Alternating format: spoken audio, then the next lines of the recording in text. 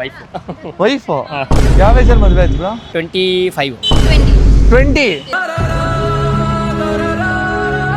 ಜೋರ ಜಮೀನ್ ಜೋರಾಗಿ ಇರ್ಬೇಕು, ಹಂಗಿದ್ ಮಾತ್ರ ನೋಡ್ತಾರೆ ಅಷ್ಟೇ. ಹಂಗಿದ್ರೆ ಅಷ್ಟೇ ನೋಡೋದು. ಈ ನಂತರ ಈಗ ಮೈಕೆಲ್ಲ ಇಟ್ಕೊಂಡು ಹೋದ್ರೆ ಇಲ್ಲ, ಇವೆಲ್ಲ ಇಲ್ಲ. ದುಡ್ಡಿರ್ಬೇಕಷ್ಟೇ. ದುಡ್ಡು ಇರ್ಬೇಕು. ನೀವು ಸೊಸೆ ನೋಡ್ತಾ ಇದ್ದೀರಾ ಇಲ್ಲ ಮನೆ ಕೆಲ್ಸದವ್ರು ನೋಡ್ತಾ ಇದ್ದೀರಾ ಅಂತ? ಬೆಟ್ಟದ ಮೇಲಿಂದ ತಳ್ತಳ ಅಂತ ನೋಡ್ತಾರೆ ಫಸ್ಟ್. ಇವಾಗ ಎಸ್. ಇನ್ನೂ ಕೆಲವು ಹೆಣ್ಮಕ್ಳು ಮುಂದೆ ಹೋಗಿ it has become a business. ಯಾವ ಹುಡುಗಾನು ನನ್ನ ಹೆಂಡತಿ ಪಬ್ಗೆ ಹೋಗ್ಬೇಕು, ಪಬ್ಗೆ ಹೋಗ್ತಾಳೆ ಅಂತ ಗೊತ್ತಿರೋ ಮದುವೆ ಆಗಲ್ಲ ಮ್ಯಾಮ್. ನಾನು ತಟ್ಟೆ ಮುಂದೆ ಬರ್ಬೇಕು, ನಾನು ತಿಂತಾ ಇರ್ಬೇಕು, ಇನ್ನೂ ಒಂದು ಲೆವೆಲ್ಗೆ ಹೋಗ್ಬೇಕು, ಅದೇ ಜೀರ್ಣ ಆಗ್ಬೇಕು ಹೋಗ್ಬೇಕು ಅಂತ ಥಿಂಕ್ ಮಾಡೋ ಹೆಣ್ಮಕ್ಳು ಕೂಡ ಇದ್ದಾರೆ. ಹುಡುಗ ನೀವು ಅರ್ನ್ ಮಾಡ್ಬೇಕಾದ್ರೆ you are earning for the family. ಒಂದು ಹೆಣ್ಮಗು ಅರ್ನ್ ಮಾಡ್ಬೇಕಾದ್ರೆ she is earning for only herself. Correct. ಬೇಡ ಇಲ್ಲಿರೋ ಬಿಸ್ನೆಸ್ ಇದೆಲ್ಲ ನಡೀತಾ ಇದೆ ಯಾರಿಂದ? ಹೆಣ್ಮಕ್ಳಿಂದ. ಗಂಡ್ಮಕ್ಳ ಜೀವನಕ್ಕೆ ತುಂಬಾ ಕಷ್ಟ ಅನ್ಸುತ್ತಾ ಇಲ್ಲ ಈಸಿ ಅನ್ಸುತ್ತಾ? ತುಂಬ ಕಷ್ಟ ಬ್ರೋ. ಕೆಲ್ಸಕ್ಕೆ ಹೋಗಿ ಓದಿ ಆಮೇಲೆ ನಾವು ಆಸ್ತಿ ಎಲ್ಲ ಸಂಪಾದನೆ ಮಾಡೋಕ್ಕಾಗಲ್ಲ. ಬಟ್ ತಂದೆ ತಾಯಿ ಇಲ್ದಿರೋರು ನಮ್ಮಂಥವ್ರು ಯಾಕೆ ತಂದೆ ತಾಯಿ ಇಲ್ಲ? 10 ವರ್ಷದ ಹಿಂದೆನೇ ತೀರ್ಕೊಂಡ್ರು.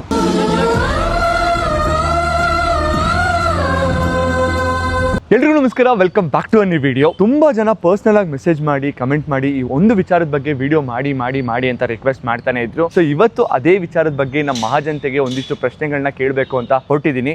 ವಿಚಾರ ಏನು, ಪ್ರಶ್ನೆ ಏನು, ನಮ್ಮ ಮಹಾಜನತೆ ಹೇಗೆ ಉತ್ತರ ಕೊಡ್ತಾರೆ ಎಲ್ಲದೂ ಮುಂದೆ ಗೊತ್ತಾಗುತ್ತೆ. ಸೊ ಈ ವಿಡಿಯೋ ಶುರು ಮಾಡೋಣ ಬನ್ನಿ. ನಿಮ್ಮ ಹೆಸರು? ಅರ್ಚನಾ. ನಿಮ್ಮ ಹೆಸರು? ರಕ್ಷಿತಾ. ರೋಜಾ. ಅನಿಲ್ ಅಂತ ಬ್ರೋ. ಮ್ಯಾರಿಡ್. ವೈಫ್ ಯಾವ ಏಜಲ್ಲಿ ಮದುವೆ ಆಯ್ತು ಬ್ರೋ? ನನಗೆ 25.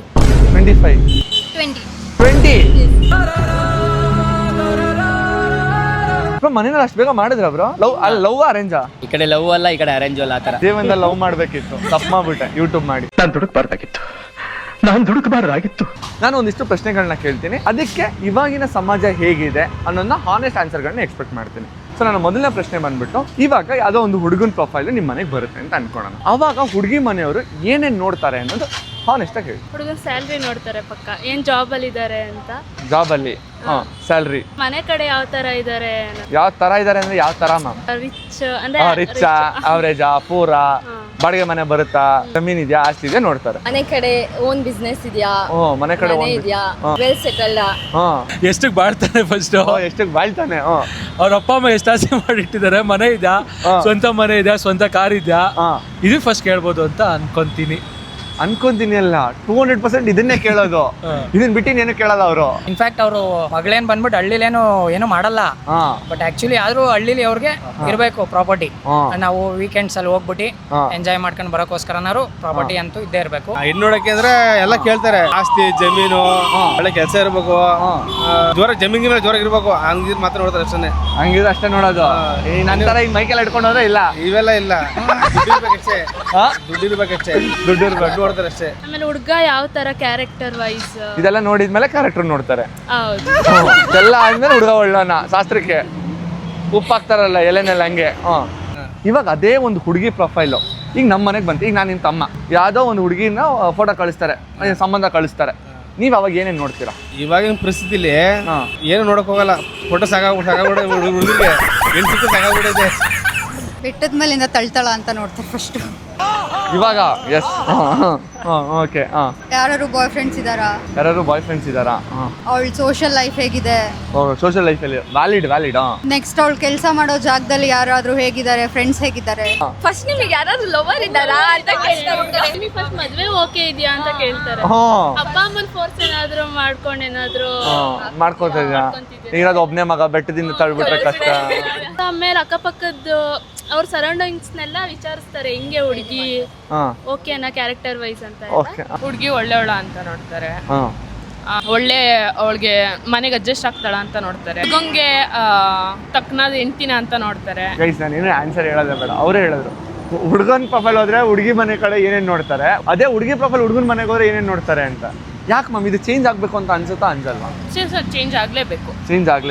ನಾನು ಕೇಳ್ತಾ ಇರೋದು, ಒಂದು ಹುಡುಗನ ಪ್ರೊಫೈಲ್ ಒಂದು ಹುಡುಗಿ ಮನೆಗೆ ಬಂದಾಗ ನಿನ್ ಸ್ಯಾಲ್ರಿ ಸ್ಲಿಪ್ ಕೊಡಪ್ಪ, ನಿಮ್ಮ ಮನೆಯಲ್ಲಿ ಆಸ್ತಿ ಪತ್ರದ ಪ್ರಿಂಟ್ಔಟ್ ಕೊಡಪ್ಪ, ನಿಮ್ಮ ಮನೇನ ನಿಮ್ಮ ಹೆಸರಲ್ಲೇ ಆಸ್ತಿ ಇದೆ ಅಂತ ಚೆಕ್ ಮಾಡಬೇಕು ಅಂತ ಕೇಳೋದು ಸರಿನಾ ತಪ್ಪ ಅನ್ನೋದು ಅಷ್ಟೇ ನನ್ನ ಕ್ವಶನ್. ಸರಿ ತಪ್ಪು ಅನ್ನೋದಕ್ಕಿಂತ ಕೆಲವೊಂದು ಫೇಕ್ ಆಗಿರೋದ್ರಿಂದ ಕೇಳ್ತಾರೆ. ಓಕೆ ಮ್ಯಾಮ್, ಹಂಗಂದ್ರೆ ನಾವು ಒಂದು ಹೇಳಲ್ಲ ಮ್ಯಾಮ್, ನೀವು ಕೆಲವೊಬ್ರು ಫೇಕ್ ಮಾಡಿದಾರ, ಇಲ್ಲ ಅಂತಾನೆ ಹೇಳ್ತಾ ಇಲ್ಲ, ಅದು 100ರಲ್ಲಿ ಒಂದು 10% ಅಂತ ಇಟ್ಕೊಳ್ಳಿ.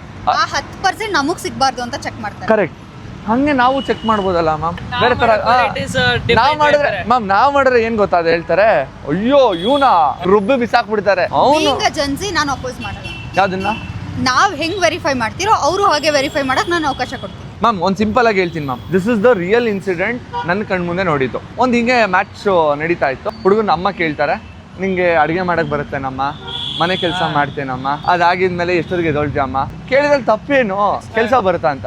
ಅವ್ರ ಮನೆಯವ್ರು ಕೇಳಿದ್ರು, ನೀವು ಸೊಸೆನ್ ನೋಡ್ತಾ ಇದ್ದೀರಾ ಇಲ್ಲ ಮನೆ ಕೆಲ್ಸದವ್ರು ನೋಡ್ತಾ ಇದ್ದೀರಾ ಅಂತ. ಹೆಣ್ಮಕ್ಳು ರಿಕ್ವೈರ್ಮೆಂಟ್ ಏನು ಅಂತ ಅಂದ್ರೆ ಮದುವೆ ಲಕ್ಸುರಿಯಾಗಿ ಆಗಬೇಕು, ಮದುವೆ ಆಗಿದ್ಮೇಲೆ ಫಾರಿನ್ ಟ್ರಿಪ್ ಹೋಗಿ ಬರಬೇಕು, ಅದಾಗಿದ್ಮೇಲೆ ಗಂಡ ಕೋಟಿಗಟ್ಟಲೆ ಆಸ್ತಿ ಮಾಡಿರಬೇಕು. ಯಾವುದು ತಪ್ಪು ಅಂತಲ್ಲ. ನೀವು ಮದುವೆ ಆಗ್ಬಿಟ್ಟು ಸಂಸಾರ ನಡೆಸಕ್ ಬರ್ತಾ ಇದ್ದೀರಾ, ಫುಲ್ ಟ್ರಿಪ್ ಮಾಡಕ್ ಬರ್ತಾ ಇದ್ದೀರಾ. ಅಲ್ಲ ನಾನು ಹೇಳ್ತಾರೆ, ನಾಟ್ ಡಿನೈನಿಂಗ್. ನೀವು ಇಷ್ಟೆಲ್ಲ ಕೇಳಬೇಕಾದ್ರೆ ನಾವು ಕೇಳಬೇಕು. ಅದಾಗಿದ್ಮೇಲೆ ಏನಾದರೂ ಇಲ್ಲ ಇದು ಇಷ್ಟೆಲ್ಲ ಖರ್ಚು ಮಾಡೋಕ್ಕಾಗಲ್ಲ ಅಂತಾರೆ, ಡಿವೋರ್ಸ್. ಅದಾಗಿದ್ಮೇಲೆ ಕಾಂಪನ್ಸೇಷನ್ ಕೊಡು. ಅವ್ರನ್ನ ಇದಕ್ ಬಿಟ್ಟಿಲ್ಲ, ಪಬ್ ಲೈಕ್ ಪಾರ್ಟೀಸ್ ಏನೋ ಬಿಟ್ಟಿಲ್ಲ, ಡಿವೋರ್ಸ್ ಕಾಂಪನ್ಸೇಷನ್ ಅವ್ರ ಹತ್ರ ಸೆಲೆಕ್ಟ್ ಮಾಡ್ಕೋಬೇಕು. ಪಬ್ ಪಾರ್ಟಿ ಹೋಗೋ ಅಂತ ಹುಡ್ಗಿನ ಸೆಲೆಕ್ಟೇ ಮಾಡ್ಕೋಬಾರ್ದು. ಮ್ಯಾಮ್ ಗಂಡು ಮಕ್ಳು 100ರಲ್ಲಿ 99% ಹೇಳ್ತೀನಿ. ಇವಾಗ ನಾನು ಒಬ್ಬ ಮಾಡರ್ನ್ ಹುಡುಗ, ಹುಟ್ಟಿದ್ ಬೆಂಗಳೂರಲ್ಲೇ ಬೆಳೆದಿದ್ದು ಬೆಂಗಳೂರಲ್ಲೇ. ಆದ್ರೂ ಯಾವ ಹುಡುಗಾನು ನನ್ನ ಹೆಂಡತಿ ಪಬ್ಗೆ ಹೋಗ್ಬೇಕು, ಪಬ್ಗೆ ಹೋಗ್ತಾಳೆ ಅಂತ ಗೊತ್ತಿರೋ ಮದುವೆ ಆಗಲ್ಲ ಮ್ಯಾಮ್. ಆಸ್ತಿ ಕೇಳೋ ತಪ್ಪು ಅಂತ ಹೇಳ್ತಾ ಇಲ್ಲ ಸ್ಯಾಲ್ರಿ ಕೇಳೋ ತಪ್ಪು ಅಂತಲ್ಲ, ಇದೆಲ್ಲ ಕೇಳಿ ಮ್ಯಾಮ್. ಯಾಕಂದ್ರೆ ಒಂದು ಹುಡುಗಿಗೆ ಅಥವಾ ಒಂದು ಹುಡುಗನಿಗೆ security is very important, but that shouldn't be the priority ಅನ್ನೋದು ನನ್ನ ಕನ್ಸರ್ನ್. ಫಸ್ಟ್ ಹುಡುಗ ಚೆನ್ನಾಗಿದ್ದಾನ ಅಂತ ನೋಡ್ಲಿ, ಹುಡುಗ ಚೆನ್ನಾಗಿ ಸಾಕ್ತಾನ ಅಂತ ಕೇಳಲಿ, ಹುಡುಗನ ಜೊತೆ ನಾನು ಹುಡುಗಿ ಚೆನ್ನಾಗಿ ಇರ್ತಾಳ ಅಂತ ಕೇಳಲಿ, ಹುಡುಗಿ ಜೊತೆ ಹುಡುಗ ನನ್ನ ಲೈಫ್ ಇದೆ ಅನ್ನೋದು ನೋಡ್ಲಿ. ಅದಾಗಿದ್ಮೇಲೆ ಸ್ಯಾಲ್ರಿ ಕೇಳಲಿ, ಆಸ್ತಿ ಕೇಳಲಿ, ಇನ್ನೊಂದು ಕೇಳಲಿ. ಟು ಬಿ ಸ್ಟ್ರೈಟ್ ಫಾರ್ವರ್ಡ್ ಆಗಿ ಹೇಳ್ಬೇಕು ಅಂದ್ರೆ ಹೆಣ್ಮಕ್ಳು ನೋಡೋದು ಬಂದ್ಬಿಟ್ಟು ಸೆಕ್ಯೂರ್ಡ್ ಲೈಫ್. ಓಕೆ, ಬೇರೆ ಮನೆಗೆ ಹೋದಾಗ ನಮ್ಮ ಮನೇಲಿ ಕಷ್ಟಪಡಬಾರ್ದು, ರೆಂಟಲ್ ಇನ್ಕಮ್ ಬರಬೇಕು ಮಂತ್ಲಿ. ಅಕಸ್ಮಾತ್ ಏನಾದ್ರು ಕೆಲಸ ಹೋದ್ರು ಕೂಡ ನಮ್ಮ ಮಗು ಚೆನ್ನಾಗಿರ್ಬೇಕು ಅಂತಾನೆ ಎಲ್ಲ ಎಕ್ಸ್ಪೆಕ್ಟ್ ಮಾಡೋದು. 200%. ಏನ್ ಕೇಳ್ತಾರೆ, ಒಂದು ಒಳ್ಳೆ ಕೆಲಸದಲ್ಲಿ ಇರ್ಬೇಕು, ಚೆನ್ನಾಗಿ ಓದಿರ್ಬೇಕು, ಒಳ್ಳೆ ವಿದ್ಯಾವಂತ ಆಗಿರ್ಬೇಕು, ಒಳ್ಳೆ ಗುಣವಂತ ಇರ್ಬೇಕು, ಯಾವ್ದು ಬ್ಯಾಡ್ ಹ್ಯಾಬಿಟ್ಸ್ ಇರಬಾರ್ದು. ಆಮೇಲೆ ಬಂದು ಒಂದು 3-4 ಮನೆ ಅಟ್ಲೀಸ್ಟ್ ಬಾಡಿಗೆ ಬರ್ತಾರೆ ಇರಬೇಕು. ಕೆಲವು ಹೆಣ್ಮಕ್ಳು ಇನ್ನೊಂದು ಹೆಜ್ಜೆ ಮುಂದೆ ಹೋಗ್ಬಿಟ್ಟು ಅಪ್ಪ ಅಮ್ಮ ಜೊತೆ ಇರಬಾರ್ದು, ಒಂದು ಸಪರೇಟ್ ಆಗಿ ಬದುಕಬೇಕು. ಆಮೇಲೆ ನಾನು ಕೆಲಸ ಮಾಡಕ್ ಹೋಗಲ್ಲ, ನಂದಿಷ್ಟು ಡಿಮ್ಯಾಂಡ್ ಇದೆ. ಸೊ ಇದೆಲ್ಲ ತುಂಬಾ ಇರುತ್ತೆ. ತೀರಾ ಬಡತನದಿಂದ ಬಂದಿರೋವಂತ ಹೆಣ್ಮಕ್ಳು ಬಂದ್ಬಿಟ್ಟು ಇದನ್ನ ಯಾವ್ದು ಎಕ್ಸ್ಪೆಕ್ಟ್ ಮಾಡಲ್ಲ. ಅವ್ರೇನಂತಾರೆ, ನನಗೆ ಮನೆ ಇಲ್ಲ ಅಂದ್ರೂ ಕೂಡ ನನಗೆ ಒಳ್ಳೆ ಹುಡುಗ ಸಿಗ್ಬೇಕು, ಐ ವಿಲ್ ಲರ್ನ್ ಫಾರ್ ನಿಮ್, ನಾವಿಬ್ರು ಸೇರಿ ಒಂದು ಬದುಕನ್ನ ಕಟ್ಕೊಡೋಣ ಅಂತ ಒಂದು ಇರೋ ಮನುಷ್ಯರ ಹೆಣ್ಮಕ್ಳು ಕೂಡ ಇದ್ದಾರೆ. 200%. ಇಲ್ಲ ತುಂಬಾ ಪಾಶ್ ಆಗಿದ್ದೀನಿ, ನನಗೆ ಎಲ್ಲ ರೆಡಿಮೇಡ್ ತರ ಸಿಕ್ಬೇಕು, ನಾನೇನಂದ್ರೆ ಹೋಗ್ಬೇಕು ಅಲ್ಲಿ ತಿನ್ಬೇಕಷ್ಟೇ, ನನ್ನ ತಟ್ಟೆ ನಂದು ಕೂತ್ಕೊಂಡ್ರೆ ನನ್ನ ತಟ್ಟೆ ಮುಂದೆ ಬರ್ಬೇಕು, ನಾನು ತಿಂತಾ ಇರ್ಬೇಕು, ಇನ್ನೂ ಒಂದು ಲೆವೆಲ್ಗೆ ಹೋಗ್ಬೇಕು, ಅದೇ ಜೀರ್ಣ ಹೋಗ್ಬೇಕು ಅಂತ ಥಿಂಕ್ ಮಾಡೋ ಹೆಣ್ಮಕ್ಳು ಕೂಡ ಇದ್ದಾರೆ. ಸೊ ಇವಾಗಿನ ಸಮಾಜದಲ್ಲಿ ಬಂತು parents are concerned about the daughter life actually. ಅಕಸ್ಮಾತ್ ಈ ಹುಡುಗ ಏನಾದ್ರು ಹೆಚ್ಚು ಕಮ್ಮಿ ಆಯ್ತು ಅಂತ ಹೇಳಿದ್ರೆ ನಮ್ಮ ಹೆಣ್ಮಗು ಚೆನ್ನಾಗಿರ್ಬೇಕು. ಇನ್ನೂ ಕೆಲವು ಹೆಣ್ಮಕ್ಳು ಮುಂದೆ ಹೋಗಿ it has become a business. Okay, ಮದುವೆ ಮಾಡ್ಕೊಳ್ಳೋಣ, ಡೈವರ್ಸ್ ಕೊಡೋಣ, ಇನ್ನೊಂದು ಮದುವೆ ಮಾಡ್ಕೊಳ್ಳೋಣ, ಡೈವರ್ಸ್ ಮಾಡ್ಕೊಳ್ಳೋಣ, ಅಲ್ಯೂಮಿನಿ ತಗೊಳ್ಳೋಣ. So spend 4 years with 2 to 3 guys, get money, secured. ಇನ್ನೊಂದು ಲೆವೆಲ್ಗೆ ಹೋಗ್ಬಿಟ್ಟು ವಯಸ್ಸಾಗಿರೋ ಪರವಾಗಿಲ್ಲ, ಮದುವೆ ಮಾಡ್ಕೊಳ್ಳೋಣ, ದುಡ್ಡು ಬರುತ್ತೆ, ಅವ್ನಿಗೆ ಡೈವರ್ಸ್ ಕೊಟ್ಟು ಹೋಗೋಣ ನಮ್ಮ ಲೈಫಲ್ಲಿ. 200% ತುಂಬ ಕ್ಲಿಯರ್ ಆಗಿ, ಕ್ರಿಸ್ಟಲ್ ಕ್ಲಿಯರ್ ಆಗಿ ಹೇಳಿದ್ರಿ ಸರ್. ಇದು ಇವಾಗ ಫಾರ್ ಎಕ್ಸಾಂಪಲ್ ನನಗೊಂದು ಅಕ್ಕನೋ ತಂಗಿನೋ ಇಲ್ಲ ನಮ್ಮ ಮನೆಯಲ್ಲಿ ಯಾರಾದ್ರೂ ಒಂದು ಹೆಣ್ಣನ್ನು ಕೊಡ್ಬೇಕಾದ್ರೆ ಇದನ್ನೆಲ್ಲ ನೋಡ್ತಾರೆ. ನಾನು ಇದನ್ನು ತಪ್ಪು ಅಂತಾನೆ ಹೇಳ್ತಲ್ಲ ಸರ್. ನೀವು ಒಂದು ಪಾಯಿಂಟ್ ಹೇಳಿದ್ರಿ, ತುಂಬ ಚೆನ್ನಾಗಿ ಹೇಳಿದ್ರಿ. ಹುಡುಗಿ ಹೆತ್ತೋರು ಅಪ್ಪ ಅಮ್ಮ ಅವ್ರ ಮಗಳು ಸೆಕ್ಯೂರಿಟಿ ಇಂಪಾರ್ಟೆಂಟ್, ಅವ್ರ ಮಗಳು ಚೆನ್ನಾಗಿರ್ಬೇಕು ಅನ್ನೋದನ್ನ ಯೋಚನೆ ಮಾಡ್ತಾರೆ, ಅದಕ್ಕೋಸ್ಕರ ಇದೆಲ್ಲ ನೋಡ್ತಾರೆ ಅಂತ ನೀವು ಹೇಳಿದ್ರಿ ಸರ್. ಆಬ್ವಿಯಸ್ಲಿ ನಮ್ಮನ್ನು ನಾವು ಅಪ್ಪ ಅಮ್ಮ ಹೆತ್ತೇ ಇರ್ತಾರೆ, ಅಂದರೆ ನನ್ನಲ್ಲ ಎಲ್ಲ ಗಂಡು ಮಕ್ಕಳನ್ನ ಅವ್ರಿಗೂ ಅವ್ರ ಮಕ್ಕಳು ಚೆನ್ನಾಗಿರ್ಬೇಕು ಅಂತಾನೆ ಮದುವೆ ಮಾಡ್ತಾರೆ ಸರ್. ಅಪ್ಪ ಅಮ್ಮ ಒಂದು ವಿಚಾರನ ನೋಡಬೇಕು ಅನ್ನೋದನ್ನೇ ಮರ್ತು ಬಿಟ್ಟಿದ್ದಾರೆ. ನನ್ನ ಮಗಳು ಚೆನ್ನಾಗಿರ್ಬೇಕು, ನನ್ನ ಮಗಳು ಖುಷಿಯಾಗಿರ್ಬೇಕು, ಅದೆಲ್ಲ ಯಾವ್ದ್ರಲ್ಲಿ ಬರುತ್ತೆ ಅಂದರೆ ಫಸ್ಟು ಹುಡುಗ ಕರೆಕ್ಟಾಗಿದ್ದರೆ ಮಾತ್ರನೇ ಸರ್. ಈಗ ನನ್ನ ಹತ್ರ ಕೋಟಿಗಟ್ಟಲೆ ಆಸ್ತಿದೆ, ನನಗೊಂದು 10 ಅಫೇರ್ಗಳಿದೆ, ನಾನು ಕುಡಿತೀನಿ, ಸೇರ್ತೀನಿ, ಅವ್ರ ಜೊತೆ ಟೈಮೇ ಸ್ಪೆಂಡ್ ಮಾಡಲ್ಲ, ನಾನು ಎಲ್ಲಿ ಬೇಕಾದ್ರೂ ಹೋಗ್ತೀನಿ, ನಾನು ಬಿಸ್ನೆಸ್ ಹೋಗ್ತೀನಿ, ನನಗೆ ಅವಾಗ ಏನು ಸುಖವಾಗಿ ಕಾಣ್ತಾರೆ. So this is first point.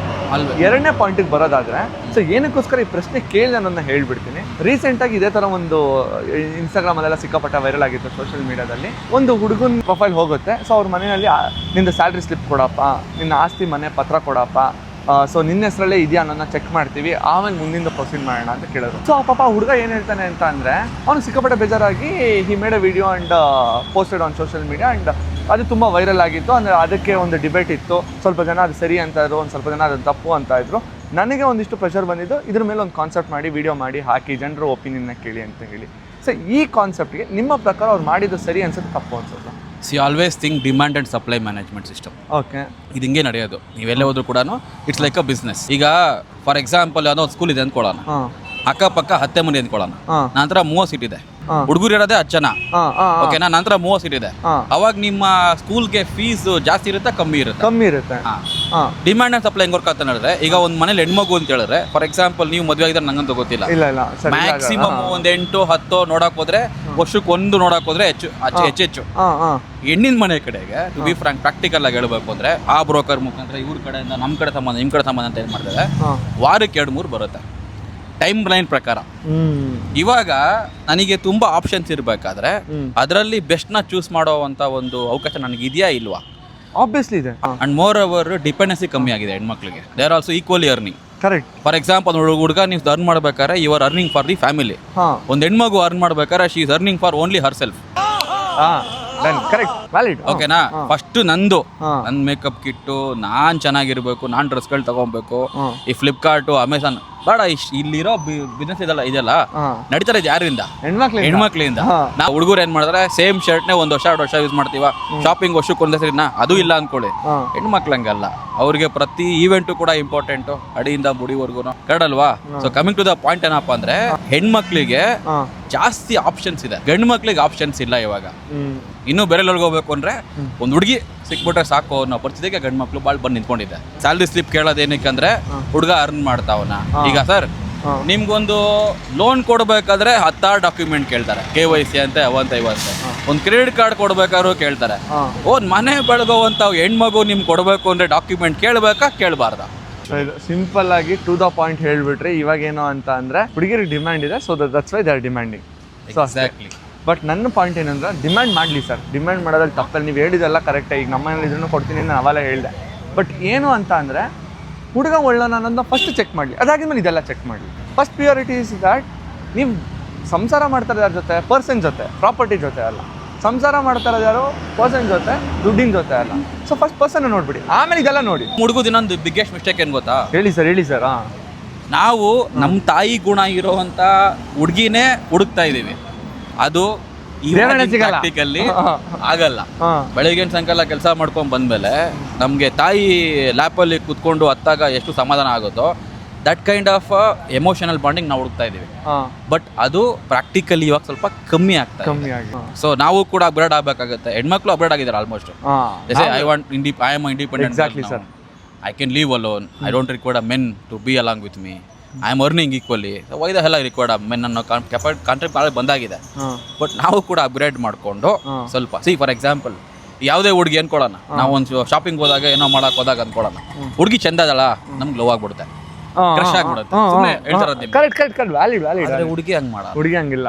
ಈಗ ನೀವು ಹ್ಯಾಂಡ್ಸಮ್ ಆಗಿದ್ದೀರಿ, ಬಟ್ ನಿಮ್ಮದು ಜೇಬ್ ಚೆಕ್ ಮಾಡ್ತಾರೆ, ನಿಮ್ಮ ಮನೆಯದೇ ಚೆಕ್ ಮಾಡ್ತಾರೆ, ನಿಮ್ಮ ಫ್ಯಾಮಿಲಿ ಚೆಕ್ ಮಾಡ್ತಾರೆ. ಹೆಣ್ಮಕ್ಳು ಹೂ ಅನ್ನೋಕ್ಕಿಂತ ಮುಂಚೆ ತುಂಬ ಯೋಚನೆ ಮಾಡಿರ್ತಾರೆ. ಬಟ್ ಒಂದು ಥಿಂಗ್ ಹೇಳ್ತೀನಿ, ಅರ್ಥ ಮಾಡ್ಕೊಳ್ಳಿ, ಹೆಣ್ಮಕ್ಳು ಒಂದ್ಸರಿ ಹೂ ಒಂದು ಕಮಿಟ್ ಆದರೆ ಅಷ್ಟು ಬೇಗ ಬ್ರೇಕಪ್ ಮಾಡ್ಕೊಳ್ಳಲ್ಲ. ಬಟ್ ಆ ಹೂನ ಕರೆಕ್ಟಾಗಿ ಹೇಳಿದಾರ ಅನ್ನೋದಷ್ಟೇ ಮ್ಯಾಟ್ರ್ ಆಗುತ್ತೆ. ಫಾರ್ ಎಕ್ಸಾಂಪಲ್, ನಿಮ್ಮದು ಯಾವುದೋ ಹುಡುಗಿದು ಬ್ರೇಕಪ್ ಆಯಿತು ಅಂತ ಅಂದ್ಕೊಳ್ಳೋಣ, ನೀವು ಅವತ್ತು ಪಾರ್ಟಿ ಮಾಡ್ಬಿಡ್ತೀರಾ, ಮರ್ತೋದೆ ಅಂತ. ಸ್ಲೋ ಡೌನ್ ಆದಮೇಲೆ ನಿಮಗೆ ನೆನಪಾಗುತ್ತೆ, ಅಯ್ಯೋ ಬಿಟ್ಟೋಗ್ಬಿಟ್ಲಲ್ಲ, ಮಹಾಲಕ್ಷ್ಮಿ ಇದಂಗಿಲ್ಲೋ ಕಳ್ಕೊಂಬಿಟ್ಲ ಅಂತ. ಹೆಣ್ಮಕ್ಳು ಆ ಮೂಮೆಂಟಿಗೆ ಸ್ವಲ್ಪ ಹೇಳ್ತಾರೆ, ಬರ್ತಾ they come out of that. Yes, exactly sir. ನಿಜ ಜೀವನದ ಸತ್ಯನ ಒಳ್ಳೆ ಪೇಪರ್ನ ಹಿಂಗೆ ತಿರ್ಸಿ ಹಾಕ್ದಂಗೆ ನೀಟಾಗಿ ಎಳೆಯಾಗಿ ಇಟ್ರಿ. ನಿಜ ಮಾತಾಡಿ ಸಿಕ್ಕಾಪಟ್ಟೆ ಖುಷಿ ಆಯಿತು. Thank you so much sir. ನಿಮ್ಮಿಂದ ಒಂದಿಷ್ಟು ವಿಚಾರಗಳು ಹಾನೆಸ್ಟಾಗಿ ನಮ್ಮ ಜನರಿಗೆ ತಲುಪ್ತು ಅಂತ ಅನ್ಕೊತೀನಿ. ಸಿಕ್ಕಾಪಟ್ಟೆ ಖುಷಿ ಆಯಿತು. ಥ್ಯಾಂಕ್ ಯು, ತುಂಬ ಥ್ಯಾಂಕ್ಸ್ ಬ್ರೋ. ಒಂದು ಹಾನೆಸ್ಟಾಗಿ ಪ್ರಶ್ನೆ ಕೇಳ್ತೀನಿ ಬ್ರೋ, ನಿಜ ಹೇಳಿ, ಗಂಡ್ಮಕ್ಳ ಜೀವನಕ್ಕೆ ತುಂಬ ಕಷ್ಟ ಅನ್ಸುತ್ತಾ ಇಲ್ಲ ಈಸಿ ಅನ್ಸುತ್ತಾ? ತುಂಬ ಕಷ್ಟ ಬ್ರೋ. ನಾವು ಈ 25 ವರ್ಷಕ್ಕೆ ಮದುವೆ ಆಗಬೇಕು ಅಂದರೆ ನಾವು ಸಂಪಾದನೆ ಮಾಡಿರೋದು ಕೆಲಸಕ್ಕೆ ಹೋಗಿ ಓದಿ, ಆಮೇಲೆ ನಾವು ಆಸ್ತಿ ಎಲ್ಲ ಸಂಪಾದನೆ ಮಾಡೋಕ್ಕಾಗಲ್ಲ. ಏನೋ ಒಂದು ತಿಂಗ್ಳಿಗೆ ಒಂದು 20,000 ಸಂಪಾದನೆ ಮಾಡಿದ್ರೆ ಒಂದು 10,000 ಎತ್ತಿಕ್ಬೋದು. ಅದು ಬಿಟ್ಟರೆ ತುಂಬ ಕಷ್ಟ ಬ್ರೋ. ತಂದೆ ತಾಯಿ ಸ್ವಲ್ಪ ಏನೋ ನೋಡಿಕೊಂಡ್ರೆ ತುಂಬ ಈಸಿ ಇರ್ಬೋದು. ಬಟ್ ತಂದೆ ತಾಯಿ ಇಲ್ದಿರೋರು ನಮ್ಮಂಥವ್ರು ಸ್ವಲ್ಪ ಕಷ್ಟನೇ. ಯಾಕೆ ತಂದೆ ತಾಯಿ ಇಲ್ಲ? 10 ವರ್ಷದ ಹಿಂದೆನೇ ತೀರ್ಕೊಂಡ್ರು. ರೀಸೆಂಟಾಗಿ ತಂಗಿನೂ ತೀರ್ಕೊಂಡು ಒಂದು 2 ವರ್ಷದ ಹಿಂದೆ. ತುಂಬ ಕಷ್ಟ ಜೀವನ. ನಿಮ್ಗೆ ಅಂತ ಯಾರು ಇಲ್ವಾ ಬ್ರೋ? ನನ್ನ ತಮ್ಮ ಇದ್ದಾನೆ. ಸರ್, ನೀವಿಬ್ರು ಏನು ಮಾಡ್ಕೊಂಡಿರೋದಲ್ಲ? ಅವನು ಸೇಮ್ ನನ್ನ ಥರ ಕೆಲಸ ಮಾಡ್ತಿದ್ದಾನೆ, ನಾನು ಕೆಲಸ ಮಾಡ್ಕೊಂಡಿಲ್ಲ, ದುಡಿತಾ ಇದ್ದೀನಿ. ಸೀರಿಯಸ್ ಆಗಿ ಯಾರ್ಯಾರ ಮನೆಯಲ್ಲಿ ಅಪ್ಪ ಅಮ್ಮ ಇದ್ದಾರೆ, ಅಕ್ಕ ತಂಗಿರಿದ್ದಾರೆ, ಜೀವನ ಚೆನ್ನಾಗಿದೆ, ಆದರೂ ನಾವೆಲ್ಲ ನಮ್ಮ ಜೀವನದಲ್ಲಿ ಇದಿಲ್ಲ ಅಂತ ಕಂಪ್ಲೇಂಟ್ ಹೇಳ್ತಿರೋ, ಒಂದು ಸರಿ ಈ ಥರದವ್ರನ್ನ ನೋಡಿದಾಗ ರಿಯಲೈಸ್ ಆಗ್ಬಿಡ್ಬೇಕು ನಮ್ಮ ಜೀವನ ಎಷ್ಟೋ ಚೆನ್ನಾಗಿದೆ ಅಂತ ಹೇಳಿ. ದಯವಿಟ್ಟು ಇನ್ಮೇಲೆ ಕಂಪ್ಲೇಂಟ್ಸ್ಗಳನ್ನ ಹೇಳೋದನ್ನ ಆದಷ್ಟು ಕಮ್ಮಿ ಮಾಡೋಣ, ಇನ್ಕ್ಲೂಡಿಂಗ್ ಮೀ. ದೇವ್ರಿಗೆ ಥ್ಯಾಂಕ್ಸ್ ಹೇಳೋಣ. ಬ್ರೋ ತಲೆ ಕೆಡ್ಸ್ಕೋಬೇಡಿ, ಜೀವನದಲ್ಲಿ ಒಂದಿಷ್ಟು ಕಳ್ಕೊಂಡಿದ್ದೀರಾ, ಅದನ್ನ ರೀಪ್ಲೇಸ್ ಮಾಡೋ ಅಂಥದ್ದು ಯಾವುದೂ ಇಲ್ಲ. ಬಟ್ ಇನ್ನು ಮುಂದೆ ಜೀವನ ಚೆನ್ನಾಗಿರ್ಲಿ ಅಂತ ಕೇಳಕ್ ಇಷ್ಟಪಡ್ತೀನಿ. ನೋಡಿದ್ರಲ್ಲ ನಮ್ಮ ಜನ ಹೇಗೆಲ್ಲ ಉತ್ತರ ಕೊಟ್ಟರು ಅಂತ ಹೇಳಿ. ಇದರಲ್ಲಿ ಅವ್ರು ಹೇಳಿದ ಸರಿ, ಇವ್ರು ಹೇಳಿದ ತಪ್ಪು ಅನ್ನೋದು ಯಾವುದೂ ಇಲ್ಲ. ಅವ್ರವರ ಅಭಿಪ್ರಾಯಗಳನ್ನ ಅವ್ರವರು ವ್ಯಕ್ತಪಡಿಸಿದ್ದಾರೆ. ನಾನೇನು ಹೇಳಬೇಕಿತ್ತು ಅದನ್ನ ಹೇಳಾಗಿದೆ. ಈಗ ನಿಮ್ಮ ಸರಿದಿ. ನಿಮ್ಗೇನು ಅನ್ಸುತ್ತೆ ಅನ್ನೋದನ್ನ ಹಾನೆಸ್ಟಾಗಿ ಕಮೆಂಟ್ ಮಾಡಿ. ನಿಮ್ಮ ಕಮೆಂಟ್ಗಳನ್ನ ಓದೋದಕ್ಕೆ ನಾನು ಕಾಯ್ತಾ ಇರ್ತೀನಿ. ಹೋಪ್ ನಿಮ್ಮ ವಿಡಿಯೋ ಇಷ್ಟ ಆಯ್ತು ಅಂತ ಭಾವಿಸ್ತೀನಿ. ವಿಡಿಯೋ ಇಷ್ಟ ಆಗಿದ್ರೆ ಲೈಕ್ ಮಾಡಿ. ಇನ್ನೊಂದು ಇಂಟ್ರೆಸ್ಟಿಂಗ್ ವಿಡಿಯೋ ಸಿಗ್ತೀನಿ. ಅಲ್ಲಿವರೆಗೂ ನಾನು ಮಿಸ್ ಮಾಡ್ಕೋತಾರಿ. ಬಾಯ್. ದುಃಖಕ್ಕೆ ಮೂಲ ಅಸೂಯೆ ಒಳ್ಳೇದಲ್ಲ, ಬೆಳ್ಳಗೆ ಇರೋದೆಲ್ಲ ಹಾಲಲ್ಲ, ಇಲ್ಲಿ ಯಾರು ಮೇಲಲ್ಲ.